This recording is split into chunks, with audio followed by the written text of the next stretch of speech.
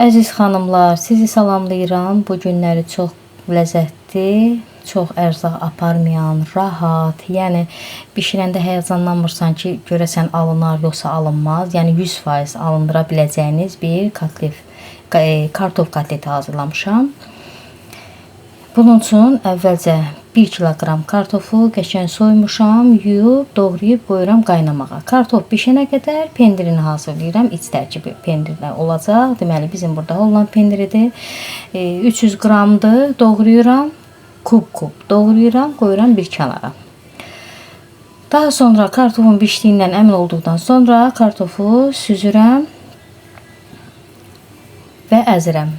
Əzəndə də burada deməli elə sadəcə kartofun özünü əzirəm. 1 qaşıq ora duz, yarım qaşıq da istiot əlavə edirəm. Təbii ki, sizin ağız damaq dadınıza uyğun olaraq duzunu, istiotunu, pul bibərini, yəni sizin özünüzdən asılıdır nə qədər qatması duzunu, istiotunu.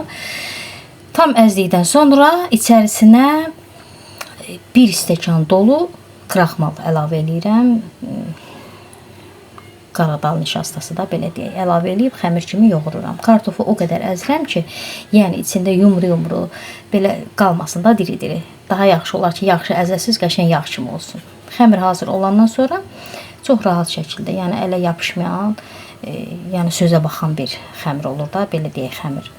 Əlimdə bu formada düzəldirəm. Biraz dərinlik verib içərisinə pendiri yığıram. Pendiri də istədiyiniz qədər yığa bilərsiniz. Az və yaxud çox. Mən məsəl üçün 300 qram pendir işlətdim. Siz 400 qram, 200 qram, 250 qram yəni istifadə edə bilərsiniz. Bu formada.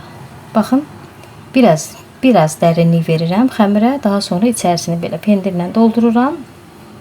Və üstünü örtəcək şəkildə, pendirin üstünü örtəcək şəkildə belə bükürəm. Kotlet forması verirəm. Forma olaraq da siz uzunsov formada da hazırlaya bilərsiniz və yaxud pendir topları var. Həmən formada da balaca eləyib, xəmiri içərisinə pendiri qoyub, yumru top formasında da hazırlayıb, onu yağda qaynada bilərsiniz.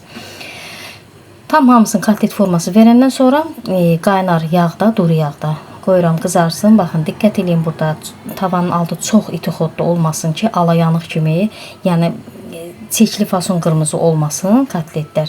Çox da zəif olmasın xodu. Ona görə ki, içərisində pendir əriyib tam qıraqlarından axmasın. Yəni normal xodda qazı qoymaq lazımdır.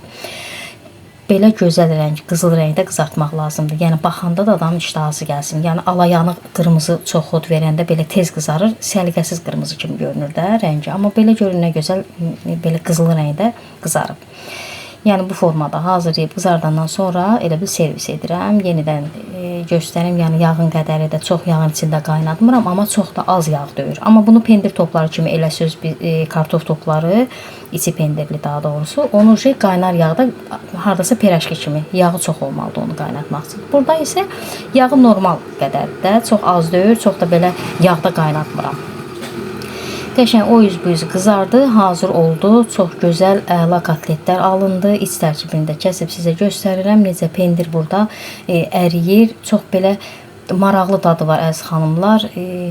Bu soyuyandan da sonra pendiri təzədən elə bil axıntısı dayanır, köhnə vəziyyətinə qayıdır. Yəni soyuyandan da sonra dadlı olur və yaxud soyuyandan sonra istəyirsiniz yenə axıntılı olsun, onu təzədən qızdırıb noş eləyə bilərsiniz. Bir sözlə çox gözəl, əla, ləzzətli kotletlər alınıb.